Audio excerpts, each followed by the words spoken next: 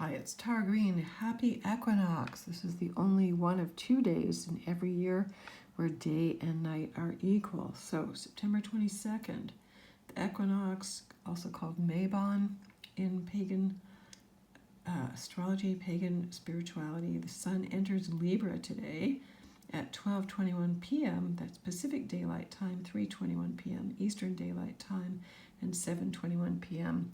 Greenwich Mean Time. So this chart is set for Washington, D.C. So, of course, the ascendant will be different depending on where you are. So welcome to the last quarter of the year. So this chart here, exactly when the sun enters Libra, shows the next 3 months. Okay, so I have included the asteroid Hygeia because everybody wants to know about COVID and what's going on, I guess. And Hygeia is very close to the sun there at 24 degrees Virgo. Of course, the sign of hygiene and health and work and service. So Hygeia in Virgo would be very much paying meticulous attention to your health, using Virgo rules natural medicines, harvesting plant-based foods, boosting your immune system that way. Okay, so Sun conjuncts Mars at 5 degrees Libra. So it's all about socializing, social media, connections, trying to find some balance, trying to find some peace of mind, justice issues, all of that stuff is going to be very much in the news. Mercury is at 24 degrees Libra, and Mercury is basically days away from turning retrograde. So Mercury is pretty much almost at standstill right now. It will turn retrograde on the 26th. in Pacific Daylight Time on the 27th in Eastern Daylight Time at 26 degrees of Libra. So Mercury is going to slow things down as we go through this next season. Venus in Scorpio at 13 degrees, opposite Uranus. So you can see the red lines are the stress lines here between the planets. I'm just going to kind of read things off basically first, and then we'll talk about it in more detail. Mercury in Scorpio, very intense, very emotional. A lot of old shadow issues are coming up to the surface. Gotta love those Scorpios right now, of course. Love them or hate them. Scorpio bringing that, again, sex, money, power, control, secrets, death, rebirth. Lots of change, lots of deep emotional change, which can be a good thing. The South Node in Sagittarius already at 3 degrees, almost finishing out its 1.5-year journey through the sign of Sagittarius, 3 degrees Sag. The ascendant in this chart for Washington, D.C. is 14 degrees Capricorn, which is pretty powerful because that's the 15th degree of the world sign Capricorn, with the descendant at 14 degrees Cancer, right on where the U.S. sun is.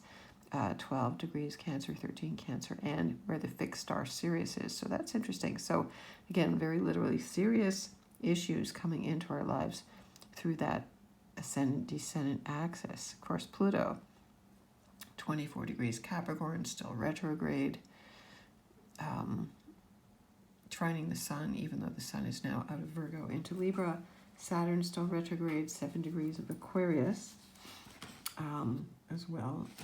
These planets will all stop and turn direct in October, by the way. And Jupiter at 23 degrees Aquarius retrograde. Okay, also in a trine to Libra. So again, giving us access to new ways of thought, wavy thoughts, higher consciousness thoughts, rebellion, revolution, freedom, inventions, high technology. We're still going to be on the internet and working remotely. That can be good or bad for some people. Neptune is back at 21 degrees. Pisces, still retrograde as well. Conjunct Athena. Pallas Athena, the goddess of wisdom, in Pisces. Chiron at 11 degrees of Aries, also still retrograde. The moon at 21 degrees Aries as well, opposite Mercury. So moon in Aries, impatient, headstrong, inventive, starting new things, doesn't want to be bossed around. So the moon is always the mood of the people. So that's very important to watch where the moon is. Again, in Aries, there's going to be a lot of fighting, okay? A lot of refusal to obey, I believe that this means there's going to be a lot more people who do not believe in forced vaccinations or lockdowns, really fighting against the system, trying to find some peace in the world, some balance. The moon is scurrying Pluto, so again, power struggles in the world. So this can be a bit tough for the, I know the stock market's been going down the last few days. The crypto market can be what I feel is kind of tough on the world's markets. I know there's stuff with China that people are worried about too. I'm feeling that there will be a big drop in the financial market, and that is because Venus is opposite Uranus. Okay, now Saturn and Uranus have been locked in their square for the last, for the most of 2021, but now Venus, who rules money, Scorpio rules the financial market, so I would really be careful here. Okay, Venus opposite Uranus, Uranus rules cryptocurrencies, so there could be some, again, I think there was just some scandals coming out about NFTs and, different exchanges being related to the dark web, so this would bring up more scandals in terms of financial stuff, not just crypto markets, but all over banking scandals, dirty dealings, sex trafficking, all kinds of stuff like that, money laundering, live organ harvesting, and just all kinds of dirty deals. Excuse me, I'm just having a sip of tea here. So again, this can make, Venus and Scorpio opposite Uranus and Taurus can make for earthquakes, and there has just been some big ones in the Canary Islands, which is one to really watch. That's a very, very dangerous one. And also Etna just went off. So if, I'm going to look at the chart on an astrocartography map, not right now, but if there's eclipse lines running through the Canary Islands, you have to be very careful because that could be totally cataclysmic, actually. So again, lots of upheaval. It could be mudslides, flooding, earthquakes, mud, sinkholes, mud, all of that kind of stuff, right? So it feels tumultuous to me, Of course, we always want to find some peace and balance, but, it's kind of a bit of a hard one case at this point. You can see there is a nice grand air trine there between the Sun and Mars and Saturn and Aquarius and the North Node in Gemini and Lilith. We can include Ceres there too. So Ceres, the Great Mother in Gemini, conjunct Lilith, the two archetypes of the nurturing mother, the giving mother, and the sexual independent, refusing to be seen as less feminine archetype, have been together, and that's because they're balancing out those archetypes. So that's where we really need to go.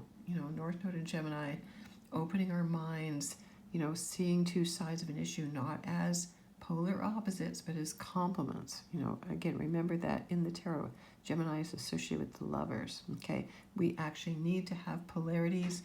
I know, I respect people having different choices, but there's always polarity. Everybody comes from polarity. Everything is based on polarity, magnetism. Okay, all right. So in terms of the aspects, the South Node is sextiling the Sun and Mars and Libra, so that can be some sense of letting go of old philosophies or not jiving with people who have the same philosophies anymore, or belief systems, or focusing on trying to bring some balance again, not necessarily that there will be. Juno is on the Great Attractor. Now that's really nice. Juno is really one of my main go-to goddesses.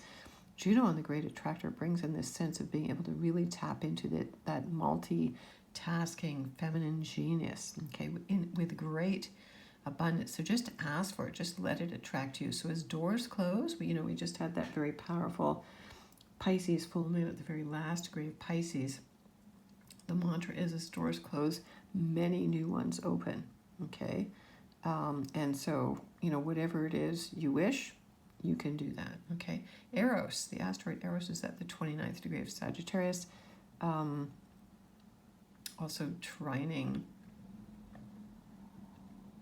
sextiling the Sun. Okay, sextiling the Sun, that's also very nice. That gives you a little bit of erotic Sagittarius, adventurous. You might be very restless. Of course, Sagittarians and people with lots of Sag energy are very restless. They're not traveling as much as they would like to. Pluto, the square, of course, of that T-square between Mercury and the Moon. So again, that opposition to what people are feeling and the kind of balance that's being, ascribed in the world. Vesta, the goddess of investment. She's also in Scorpio, 1 degree. She rules investments in a way. She would be one of the alternative rulers for Scorpio, I would say.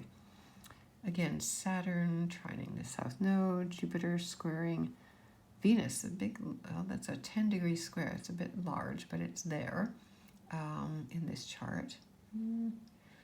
Technically not really a square, but, you know, they're actually in a trine. Sorry, in a trine. What am I saying? So where's that square from Jupiter going?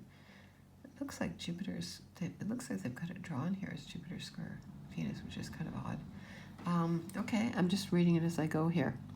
Neptune sextiling Pluto. That is a big one, and I believe that sextile is like the Saturn-Pluto one that went on, and so Neptune sextiling Pluto is about, you know, massive control issues because of viruses. Neptune rules Pisces and viruses. Pluto in Capricorn rules plutocracy and world control, and that's exactly what we're seeing in the world these days. They are in an inconjunct or finger of God to Psyche in Leo at 26 degrees. So Psyche, the goddess Psyche, is literally Psyche. Psyche means the soul. And in Leo, it is connected to the heart. So your heart and soul will give you the true knowledge about what's going on. Okay? Because with Neptune and Pisces, nobody knows really what's going on in the world these days. It is the huge fog and mirror show. Okay, so basically, yeah, I would expect a lot of change over this next season. Put out your intentions for where you want to be when we get to the winter solstice 3 months from now. Think about what you want to finish, what you want to complete. There will be one major total solar eclipse, the only one of this year, on December the 4th.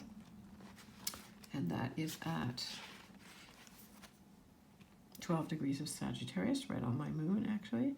So if you're a Sag, if you have planets at 12 degrees of Sag, get ready for that. That's going to be a big once in 18, 19-year cycle opening up. And let's see now, what else do we want to... So again, the Grand Air Trine. Things are kind of light up in the air. Venus in Scorpio seems pretty dominant. Venus rules Libra, of course. So that Venus in Scorpio, the emphasis is going to be on massive emotional shifts, more death. I'm sorry to say, Venus in Scorpio, deaths of loved ones, unexpected changes, chaos in the world. That's Uranus and Taurus. Squaring Saturn. So again, authority issues. Saturn in Aquarius is still authoritarian. All right, so do remember your dreams. Neptune in Pisces is trining Venus. Again, a very wide trine there, but it's still there. Remember your dreams, work with your dreams. We're still coming off again that Pisces big full moon of forgiveness, compassion, completion of major timelines, and get ready for Mercury retrograde. Okay, Mercury retrograde in Libra, of course, depending on which sign Mercury retrogrades for, can wreak more havoc depending on which sign. So in Libra, of course, that is about relationships, you know. So again, you will expect to hear from old lovers, friends, whatever. Well, Mercury is retrograde. So I do want to wish you all the best for the coming season. Please join me September 22nd at 5 p.m. I will be on live doing tarot readings for all signs. Sorry, my thing is popping up here. For all signs here on the Cosmic Intelligence Agency page on Facebook. So that's Cosmic Intelligence Agency. So please join me. That's 5 p.m. Eastern Daylight Time. That's 2 p.m. Pacific Daylight Time, and that is 9 p.m. Greenwich Mean Time. So looking forward to seeing you then. If you want to get in touch with me, I'm at taratarot.com. Please subscribe to my YouTube channel. Follow me on my blog at infinitynow.wordpress.com. I'm on TikTok, I'm on Twitter, and I'm on Instagram. And I run monthly and bi-monthly full and new moon astrology magic workshops, which you can sign up to on my website, Tarot Tarot. Sending you many blessings.